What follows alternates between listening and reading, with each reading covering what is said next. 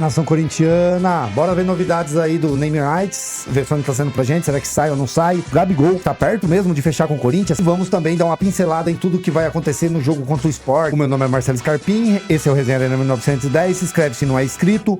Os créditos de todos os vídeos que eu mostrar aqui, o link estará na descrição do vídeo. 4 interessados no Naming Rights, hein? É isso mesmo. Fala galera, tudo bem? Corinthians tem 4 interessados na aquisição do Naming Rights da Arena Corinthians, incluindo o atual detentor da marca, que é o grupo Hypera Pharma, que coloca desde 2020 o nome de Neoquímica Arena. A diretoria quer receber pelo menos 3 vezes mais do que recebe atualmente, cerca de 21 milhões por ano, ou seja, entre 60 e 70 milhões por ano. A ideia é fechar um contrato entre 600 e 700 milhões por pelo menos 10 anos, cedendo o nome aí do estádio por esse prazo, que aliás pode ser maior o valor também. Para tirar a atual dona dos Naming Rights, em caso de não continuidade da Hypera Pharma, será necessário pagar uma multa pela quebra do contrato, que este mês de setembro cai para cerca de 50 milhões de reais. A intenção do Corinthians é atualizar o valor devido à mudança do cenário do futebol brasileiro, que é bem diferente daquele ano de 2020, no meio da pandemia. Foi quando o Corinthians então fechou o seu atual acordo com o grupo Hypera Pharma. Vocês acreditam aí na possibilidade de quanto? 700? 1 bilhão talvez? O que você pensa? Diz aí. Mas dentro dessa nova diretoria, há muita gente que gosta do Gabigol. E o Gabigol andou dando recados. Na última segunda-feira, depois de fazer gol, disse que conversaria com o Cruzeiro sobre o seu futuro. O Gabigol está muito incomodado com o banco de reservas.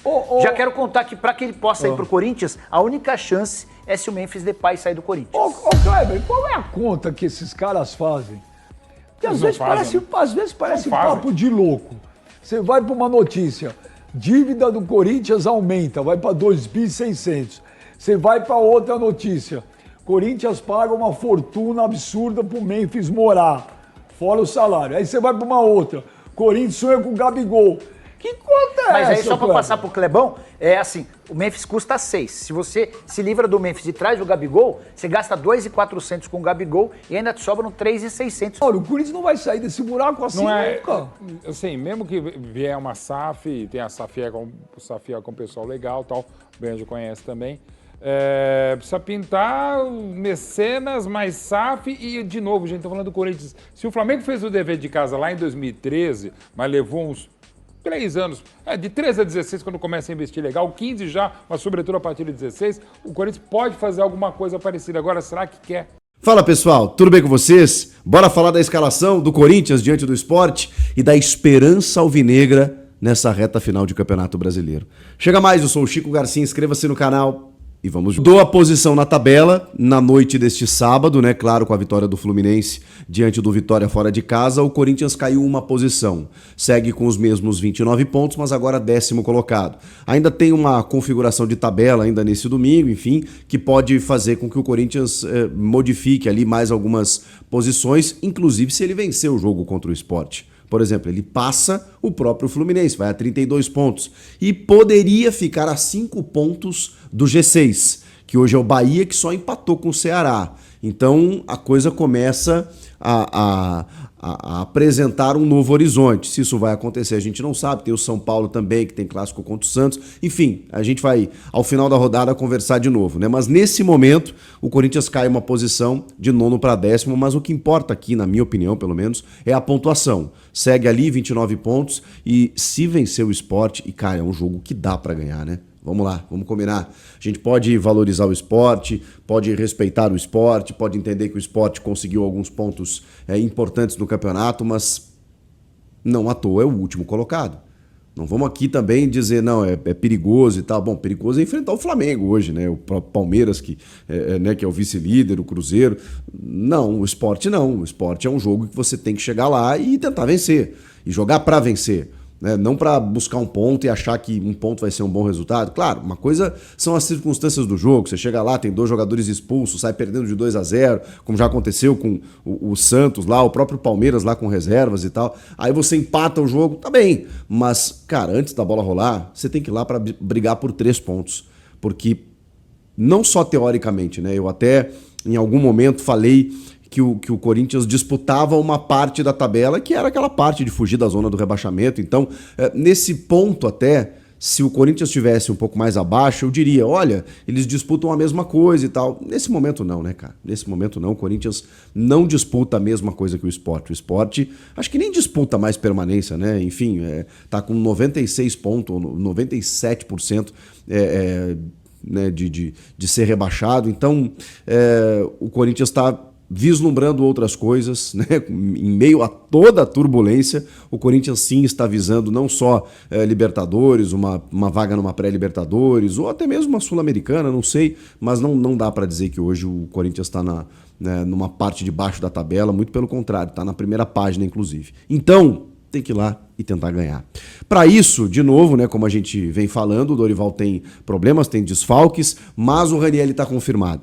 O Ranieri e o José Martínez, que são os dois retornos mais importantes. Tem o Breno Bidon, que volta de suspensão, mas esses dois jogadores reforçam ali um setor que estava cheio de problemas e com muitos desfalques. Memphis segue de fora, Garro de fora, Carrilho de fora, o Charles também fora, e aí você tem os retornos aí, tanto do Ranieri quanto do José Martínez, e o Guinegão, ele está suspenso, né? Então a gente já sabia disso. O ataque será novo.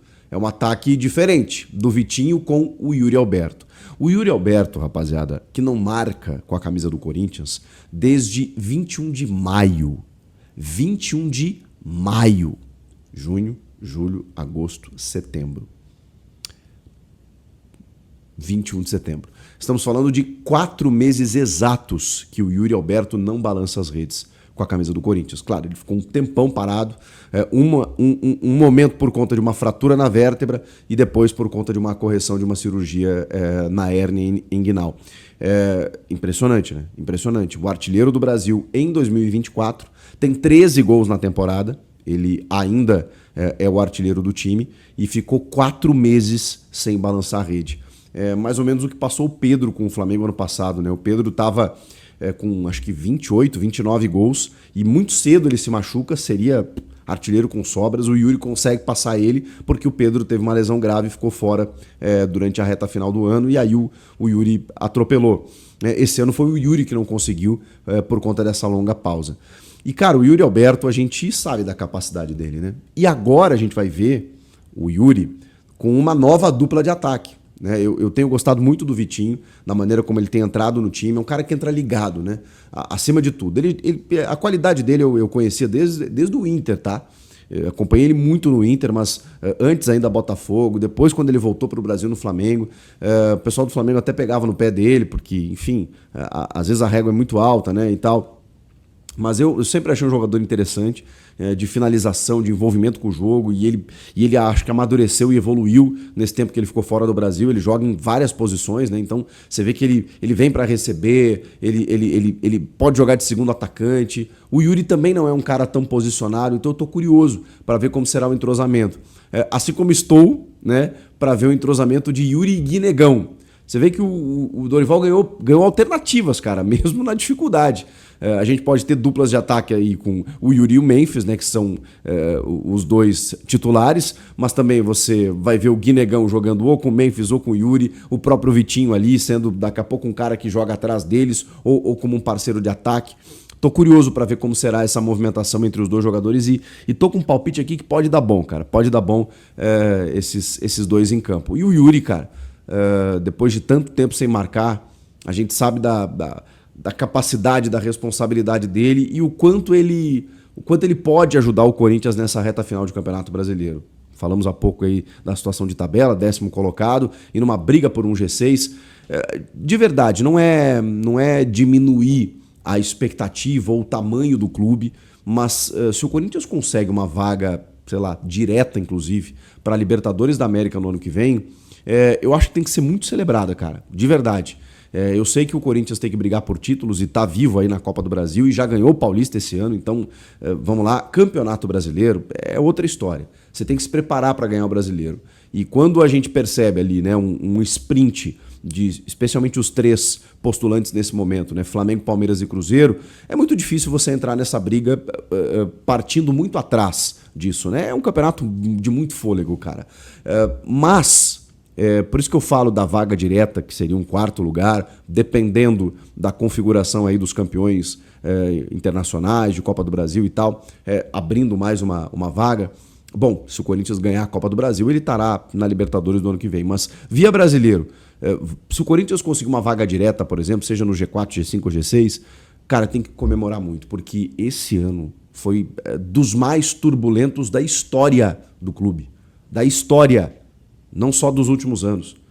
Então você entender que um time que não conseguiu contratar, que tem uma dívida praticamente impagável, que sofreu o impeachment de um presidente, que tem denúncias com gestões passadas vindo à tona, escândalos de corrupção, crise política. Cara, no meio de tudo isso, se o time ainda assim conseguir uma vaga direta para a Libertadores nas primeiras posições do Brasileirão, pelo amor de Deus. E até se vier uma pré, tá? Porque eu sei que o torcedor fica meio assim, porque a pré gerou uma eliminação, por exemplo, esse ano, né? Mas não se preocupem com isso. Eu, pelo menos, não me importaria com isso. Sabe por quê? Porque foi por conta dessa vaga na pré-Libertadores que o Corinthians conseguiu a vaga na Copa do Brasil. É que esse ano já está na Copa do Brasil do ano que vem, por conta do título paulista. Mas o que eu quero dizer é que chegar na Libertadores indica uma posição interessante de brasileiro, mais calendário, porque, ok, você vai ter uma fase eliminatória ali, mas você vai ter um jogo na Neoquímica Arena, você vai ter calendário para o time, você vai ter a possibilidade de... Então não interessa, cara, você tem que estar lá dentro. Classificou para pré, classificou para fase de grupos, óbvio que é melhor chegar na fase de grupos, mas classificou para pré, é melhor do que uma Sul-Americana. Até porque dependendo, né, a segunda fase, se você cai da pré, você vai para a Sul-Americana. Então, calendário, opções, competições, possibilidades de títulos, possibilidade de se reorganizar. Então o Corinthians tem que fazer a sua parte, buscar o máximo de números de pontos possíveis e tentar chegar numa competição internacional no ano que vem. É isso que tem que fazer e passa por essa vitória diante do Sport. Vamos para a escalação?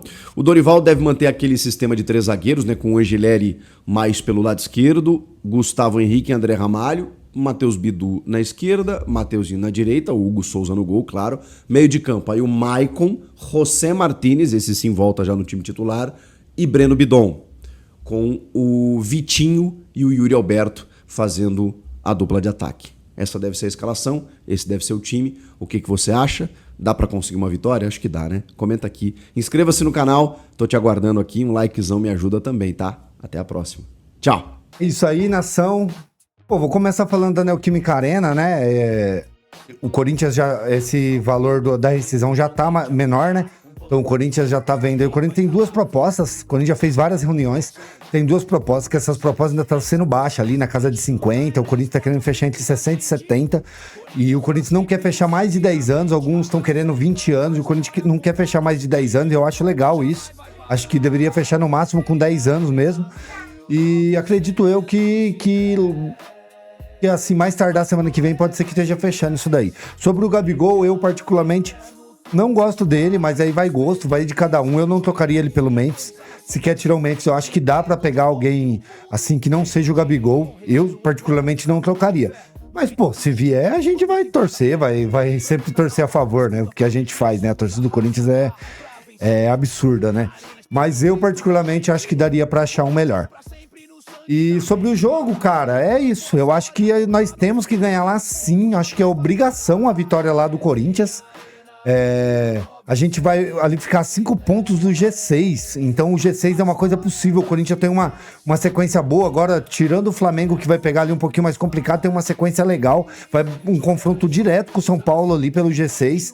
E eu acho que é possível sim. É possível brigar por esse G6. Nós temos time, só vamos jogar a Copa do Brasil final do ano agora. Então descansa praticamente uma semana, joga, descansa uma semana, joga.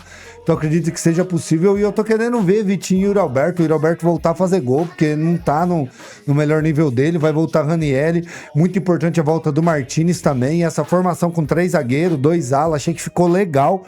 Vamos lá, vamos pra cima. Meu palpite pro jogo hoje, 2-1 Corinthians. Valeu demais, hein, galera? Meu nome é Marcelo Scarpim, esse é o Resenha Arena 1910. Se inscreve se não é inscrito, deixa o like, deixa nos comentários o placar do jogo e o que vocês acham de tudo que foi falado. E eu vou deixar o link dos canais aqui do Chico Garcia, do Vessone, Arena SBT. tá bom? Do Nicola também eu vou deixar, porque eu mostrei ele, então eu vou deixar aqui todos os links que eu puder aqui na descrição, beleza? Vocês não seguem ele, acompanham lá também. Valeu, tamo junto demais, fui!